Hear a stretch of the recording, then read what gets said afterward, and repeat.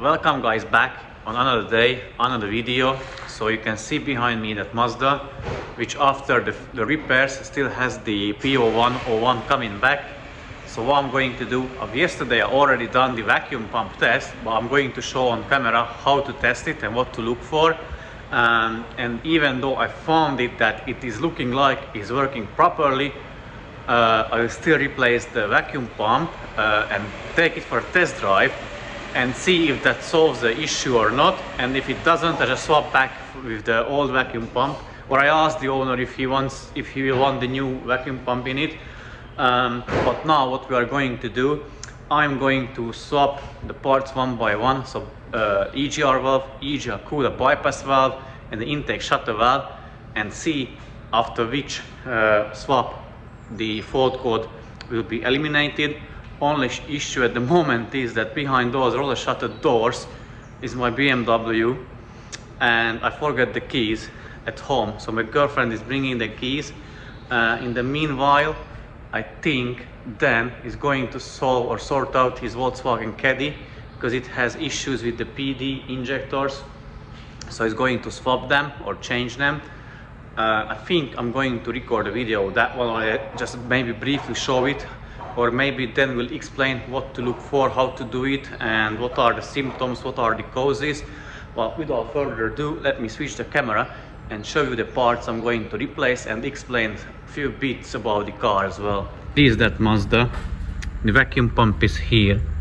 I'm basically just going to pull off that vacuum hose and put a gauge in there and check. So then it's going to start up the car. I'm going to be monitoring the vacuum, how fast it pulls the vacuum on it, and when he applies the brakes, like how far it will go back and how fast again it will come back to zero or like close to zero. And after, no, I'm going to do that very likely tomorrow because I don't have the vacuum pump with me. The vacuum pump swap. Well, what I'm going to do, I'm going to change first the EGR valve because that is the easiest to access, and then if that doesn't solve the issue, then I'm going to change the EGR cooler bypass valve, and if that doesn't solve the issue, I'm going to change the intake shutter valve. But that's the problem at the moment. The BMW is behind it. But let me show you the parts. So from my own money I bought genuine OEM brand new parts, EGR valve, intake shutter. So if you can have a look at it, it's a Denso. It's not like, it doesn't show genuine Mazda. What Mazda uses this one, the Denso. So I bought them. I don't have the EGR cooler bypass valve brand new, but I've got used one, and we've got a few Mazdas here and outside as well. So if that's the case, I'm just going to remove from one of them, which is, I know it is a good one because it doesn't throw the fault code, and I'm going to swap it to this car and see which one solves the issue. But yeah, without further ado, let me actually start removing the EGR valve. And once I remove the EGR valve, I'm going to do the vacuum pump test on the camera. This Den's Volkswagen Caddy, that's a 1.9 PD TDI, sorry, 2 liter. It's 2 liter diesel. Yeah, 2 liter diesel without the turbo, so I was wrong.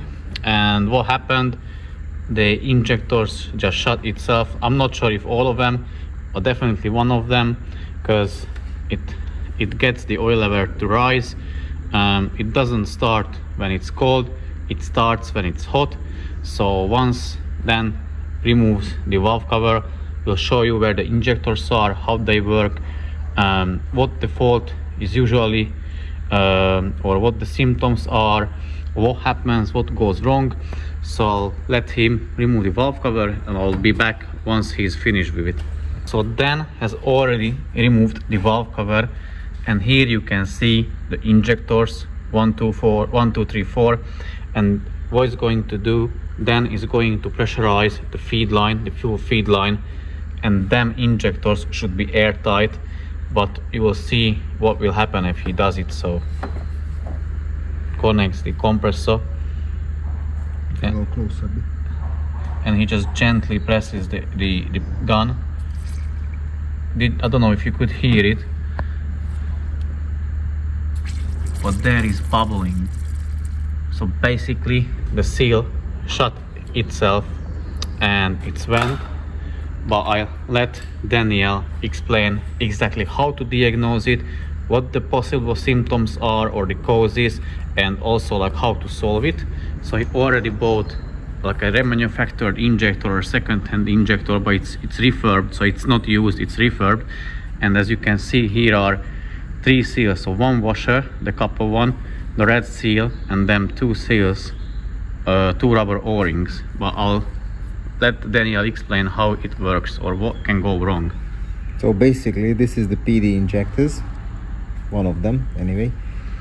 The most common problem is the top seal goes wrong, and then the fuel starts to leak from the feed, from the return, starts to leak into the engine oil, and the oil level starts to raise.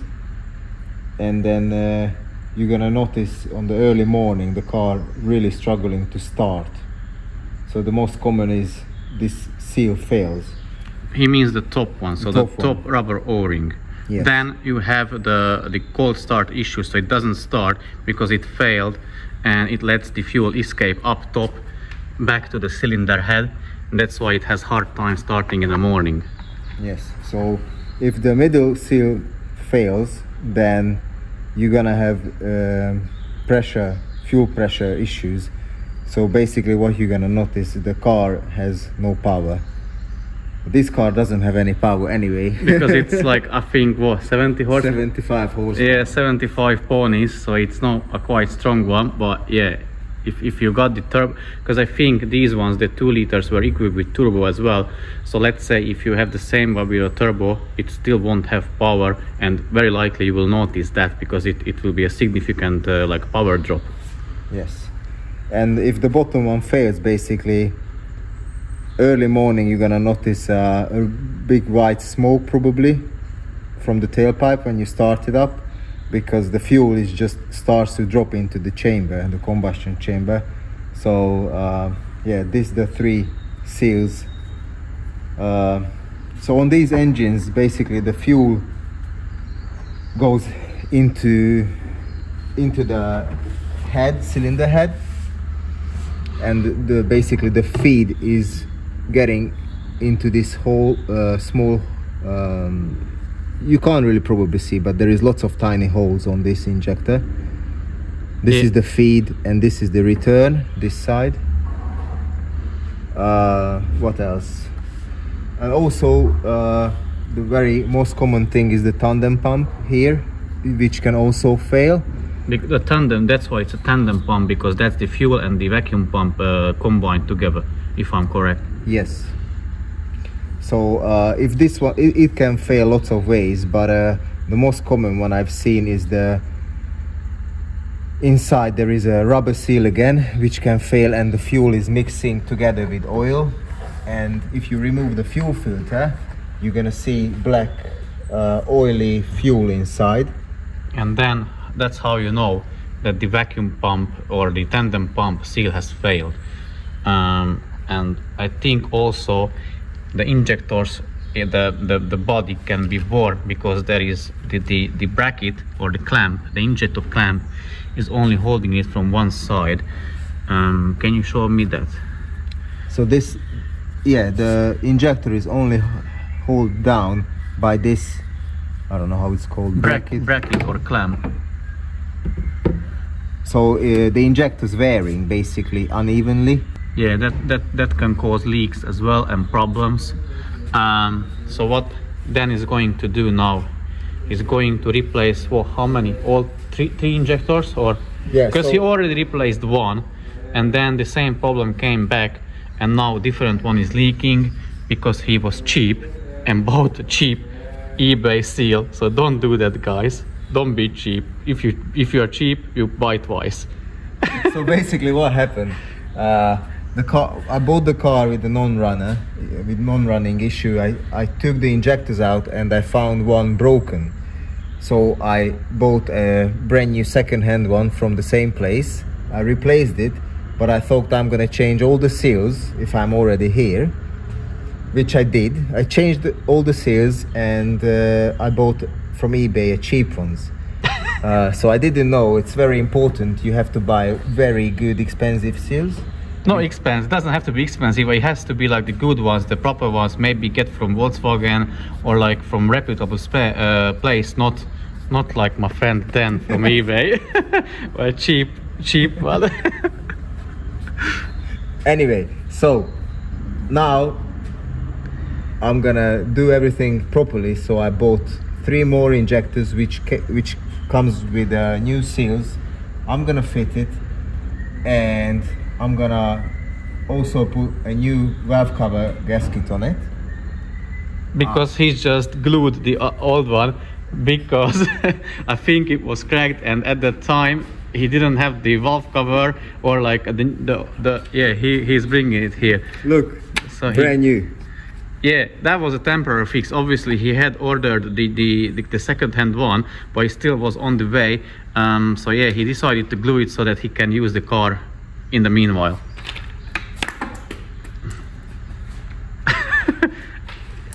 Yeah, and then is an ex-Volkswagen tech.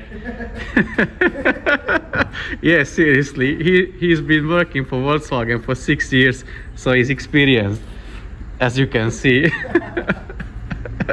So yeah, I let him change the injectors, and I come back and we perform the same test. It shouldn't be leaking fuel, obviously, or air, and then we'll start it up, and hopefully he can enjoy it for a long time and we can use it as a company car. I have replaced the EGR valve. Still hasn't been or haven't been on a test drive because the Beamer is still behind it. But anyways, I connected the vacuum pump, but what we are going to use, we're only going to use the gauge. That's important for us at the moment. So I connected here to the vacuum line, which one junction goes to the brake booster, and the other one goes, I guess that goes from down below to the turbos and the solenoids and wastegates and so on.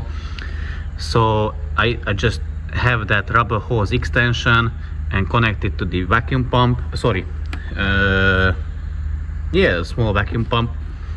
And now we are going to monitor the vacuum. So then it's going to start up the car, and what we want to see that the vacuum is applied like quite fast, so it goes back about 25 inches in mercury is fine, or more around, let's say 90 kPa, because this is the other way around. So you see here negative 100 kPa, and on the dash, like the brand new vacuum pump on the diag, supposed to be 7.6. so if you deduct 7.6 from 100, it is 90, what's that, 92.4. so basically what you want to see is 92 kPa.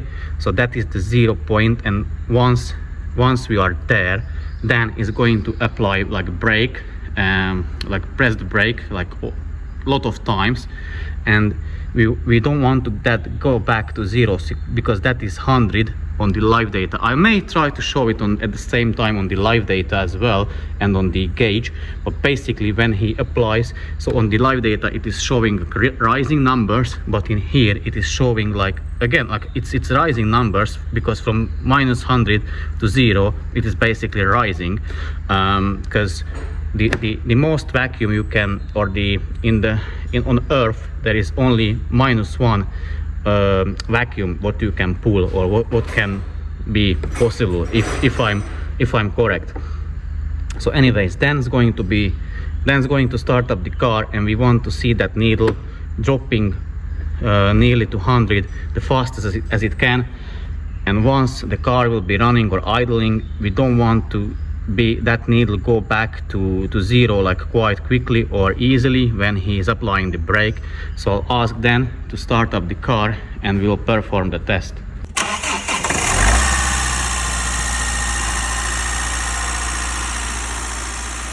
So as you could see, the needle went back or went down quite quickly. And now then it's going to apply the brake a couple times or a lot of times, and it shouldn't go back to zero.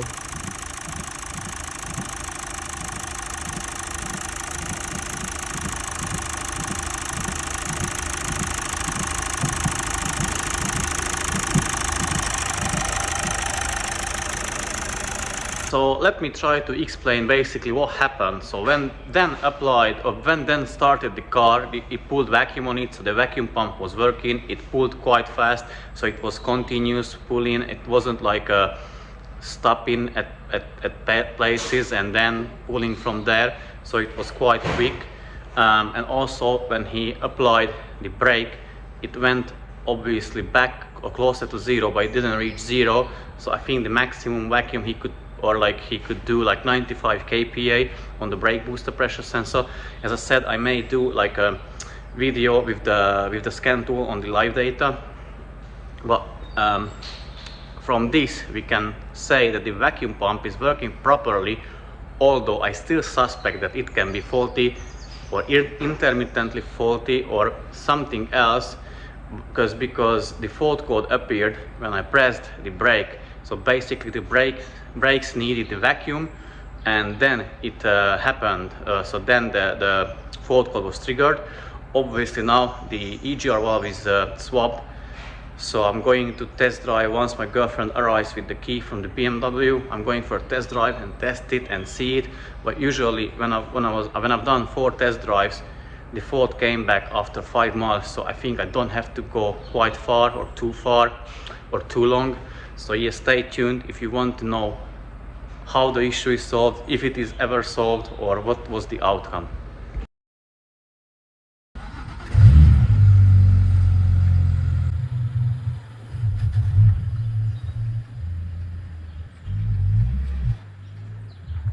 I just came back from the test drive and no fault codes whatsoever.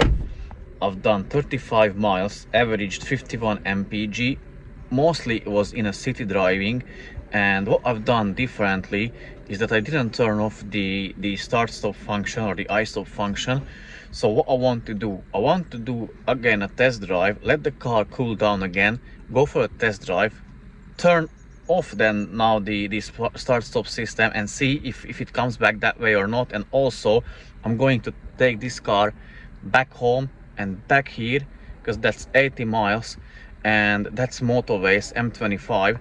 So I want to see if it comes back on the M25, but so far so good.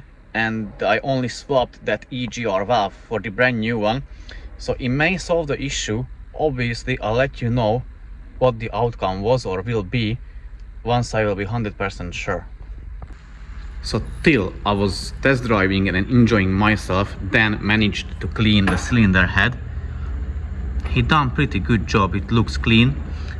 He already replaced the injectors, and what he has to do is to put back the new valve cover gasket and the valve cover and see obviously if it will start up and if there are any leaks. So we will still do the pressure test through the fuel line, if it holds if the seals are properly working and if it holds the pressure, and then we are going to, or him then is going to assemble the engine back together.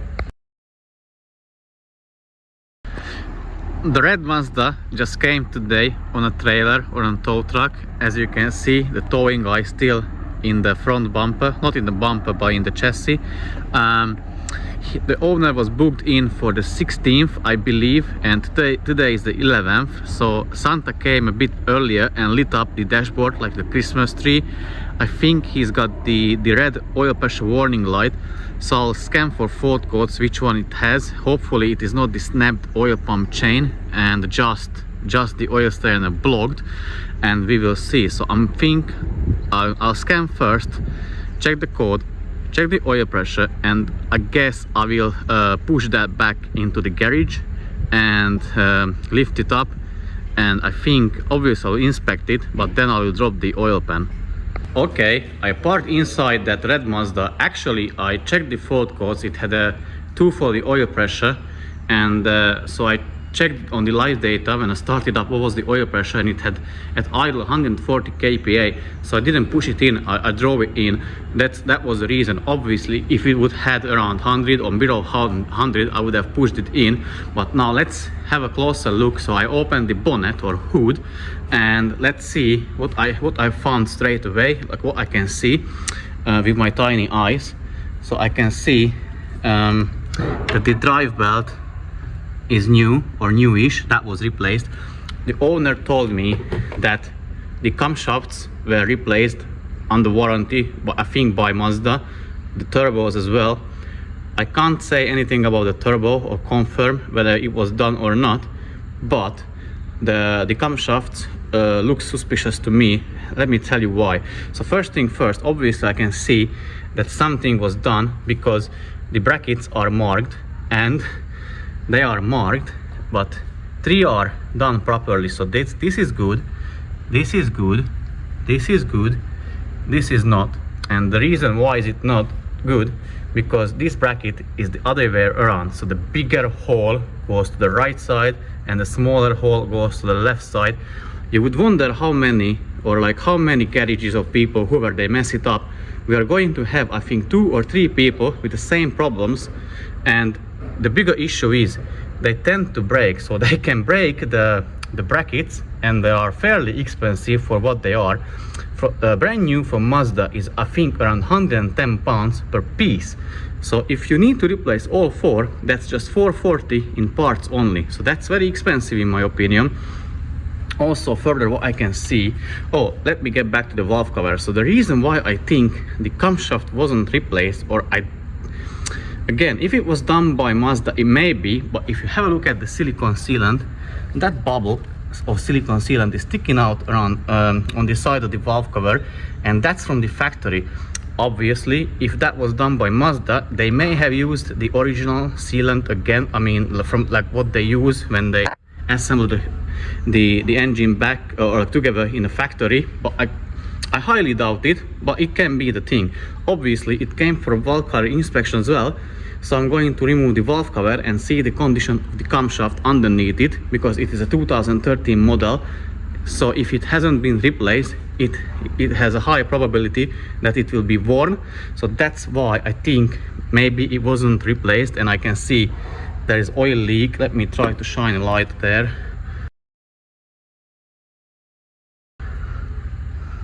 So it's like a bit oily, so it leaks.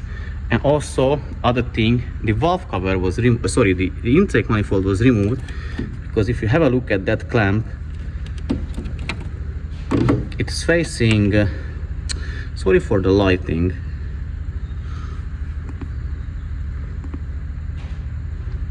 so that clamp is it's facing towards me than towards the cabin or the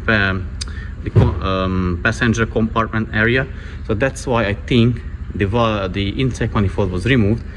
But now I'm going to remove the valve cover. So basically a bunch of stuff, half of the car, because it came for a valve cover inspection, intake manifold cleaning, so carbon cleaning, and oil strainer replacement because of the fault codes. Okay, I have removed the intake parts, EGR parts, and just the valve cover is left to be removed. It is not that bad. As I said, I think it was removed based on that clamp was facing towards me, and it doesn't look that bad, so I think that was done. What's a somewhat bigger issue, that is leaking oil, and also the second injector. I had to use my special tool, homemade special tool, but the rest of the injectors came out fairly easily. So this is the second injector. As you can see, it's caked. But now I'm going to just remove the valve cover off camera, and I'll show you how it looks like once it is removed. Valve cover off. It is looking dirty, especially around the second injector hole, but luckily the camshaft, the exhaust camshaft, is not worn. But anyways, the camshaft has to come off in order to be able to clean it properly, and then I'm still going to remove the oil pan, and that will be it for today for this car. the sump is off, as you can see, and the oil pump is off. And now let me show you the strainer. Yes, that is blocked pretty bad, so obviously it will be replaced. Let me show you from the top. So I just marked the two camshafts and put it in position and prepared it for removal, but I'll need to contact the owner because it came only for inspection, and basically that is what is included in the inspection. So we remove the valve cover, check the condition underneath it, and based on what we see, we recommend further jobs. Obviously I very strongly recommend him to get the camshafts removed and then cleaned everything properly underneath. Also because of that, oil strainer is so badly blocked, and you see here is like a carbon buildup and the solid particles of carbon around that injector hole, because that was like letting the exhaust gases or combustion gases come into the cylinder head, and also fuel, everything mixing together, and it's not a good thing. So yeah, I will recommend him getting that cleaned, and it involves removing the two camshafts, and usually we replace 4 tappets, because underneath with the thicker rocker arms for the variable valve timing, the tappets the head of them are spiky, so we always replace them. Obviously if I'll find them good, I won't replace them, but yeah. And also he said the camshaft was replaced, like both of them I believe. Yeah, they look fine, so it's not worth. I just still need to contact the owner and discuss with him what further jobs will be carried out except that valve cover inspection. So we have finished for today. It is a few minutes past 9 o'clock again. What we've done today, then managed to replace the injectors on his caddy. I took for a test drive at Mazda 6. It seems to be fine, but I'm still going to drive it home on a longer journey on the motorway and see if the photo comes back or not. And also disassembled completely this one and prepared for the job. We've tried the with the long bar, we tried to undo the bolt, no luck. So what we're going to do now, maybe we're going to borrow like a bigger induction heater than this one, than my one, and also we're going to borrow like a pneumatic air gun, but a two-handed one, like a big one, and try to do it with that, undo it. If not, I think we'll need to cut the pulley, like the crankshaft pulley, and heat it up and maybe use some penetrants, because this when the pulley is on, we cannot use penetrants as there's no way that we can get behind that pulley. So yeah, if anybody's got any idea how to undo it, we would be so like glad if you could share it with us. Dan is looking at his engine on the engine stand behind me, if you can see. Yeah, but we finished for today, so thank you very much for watching, and if you want to support the channel, feel free to do so. Give us a like, share, comment, subscribe. If you can afford, leave super thanks underneath the video, or you can buy anything from the affiliate link I put in the description of the video. So basically it lands you on the homepage of the Amazon UK website, and whatever you buy from them, I'll earn small commission from it. So if you want to do that, you support that way, feel free to do so. But yeah, thanks for watching, and see you soon in the very next one, in tomorrow's video. Until then, bye bye and take care, guys.